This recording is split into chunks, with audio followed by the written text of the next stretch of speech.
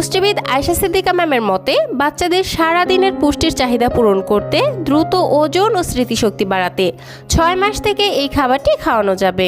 আসসালামু আলাইকুম দর্শক, নুরস মমের আজকের পর্বে আপনাদের ছোট্ট সোনামণিদের জন্য খুবই পুষ্টিকর, স্বাস্থ্যকর এবং ভীষণ মজাদার একটি সুজির রেসিপি নিয়ে হাজির হয়েছি। সুজি তো আমরা বাচ্চাদেরকে কম বেশি সবাই খাইয়ে থাকি, কিন্তু শুধুমাত্র সুজি থেকে বাচ্চারা তাদের পর্যাপ্ত পরিমাণ পুষ্টি পায় না। কিন্তু সুজি যদি এইভাবে রান্না করে দেন তাহলে বাচ্চারা পর্যাপ্ত পরিমাণে পুষ্টি পাবে, তাদের প্রয়োজনীয় ক্যালোরির চাহিদা পূরণ হবে, দ্রুত ওজন ও মেধা বিকাশ হবে ইনশাআল্লাহ। তাহলে আর কথা না বাড়িয়ে সরাসরি মূল পর্বে চলে যাচ্ছি। এজন্য প্রথমেই নিয়ে নিচ্ছি একটি ছোট সাইজের গাজর। এখানে গাজরের পরিবর্তে আপনারা মিষ্টি আলু কিংবা আপেল কিংবা অন্যান্য যে কোনো মিষ্টি জাতীয় ফল বা সবজি নিতে পারেন। আমি আমার ছেলেকে এক এক দিন এক একটা ফল বা সবজি অ্যাড করে তারপরে খাওয়াই।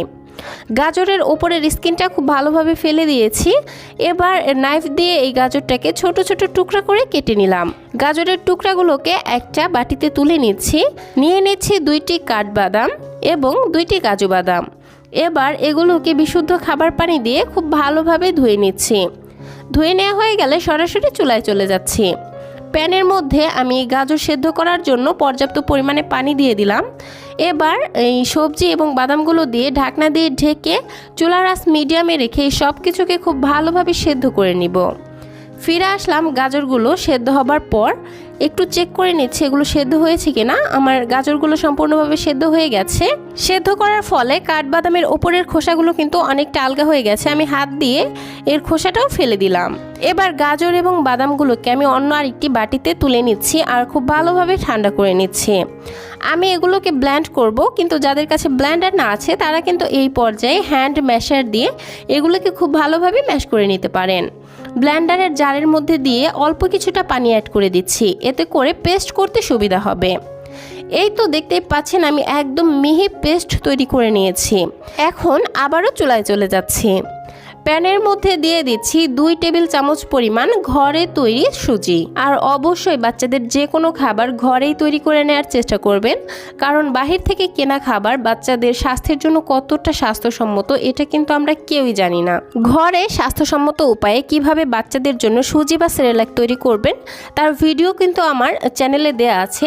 এই ভিডিওটি সম্পূর্ণ দেখবেন, এন্ড দ্য স্ক্রিনে আমি সেই ভিডিওগুলি দিয়ে দিব, আপনারা আপনাদের প্রয়োজনে সেখান থেকে দেখে নেবেন। তো যাই হোক, লো আঁচে এই সুজিটাকে আমি কিছুক্ষণ ভেজে নিয়েছি। ভাজা হয়ে গেলে পরিমাণ মতো পানি অ্যাড করে দিলাম। এবার চুলার আঁচ মিডিয়ামে রেখে ঘন ঘন নেড়ে চেড়ে এই সুজিটা সম্পূর্ণভাবে সেদ্ধ হওয়া পর্যন্ত রান্না করে নিব।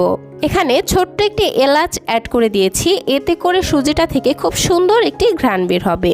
তাহলে ফিরে আসছি সুজিটা সম্পূর্ণভাবে সেদ্ধ হবার পর।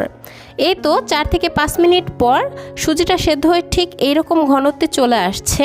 এই পর্যায়ে আমি যে গাজর এবং বাদামের পিউরি তৈরি করে রেখেছিলাম সেটা অ্যাড করে দিলাম। এবার খুব ভালোভাবে এই সুজির সঙ্গে পিউরিটাকে অ্যাড করে নেব। আর আমার বেবির পছন্দ অনুযায়ী এই সুজিটাকে ঘন করে নেব।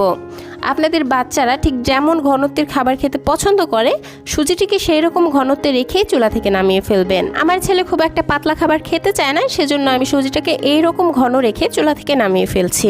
তৈরি হয়ে গেল ফাইবারে পরিপূর্ণ এবং ক্যালোরি বহুল বাচ্চাদের জন্য সুজি।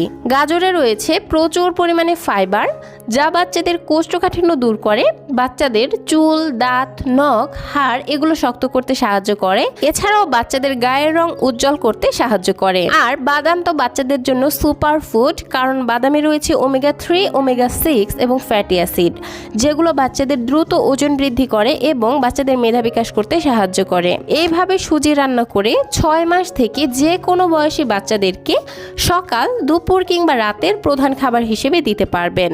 তো দর্শক, এই ছিল আমার আজকের আয়োজন। আশা করছি আমার আজকের ভিডিওটি আপনাদের কাছে ভালো লেগেছে। যদি সামান্যতম ভালো লেগে থাকে তাহলে ছোট্ট একটি রিকোয়েস্ট, নিচে থাকা লাইক বাটনে প্লিজ একটি লাইক দিবেন এবং আমার চ্যানেলের নতুন দর্শক হয়ে থাকলে আপনার ঘরের ছোট্ট সোনামণিটির জন্য এরকম আরও নিত্য নতুন সহজ এবং পুষ্টিকর খাবারের রেসিপি পেতে প্লিজ আমার চ্যানেলটিকে সাবস্ক্রাইব করে বন্ধু হয়ে পাশেই থাকবেন।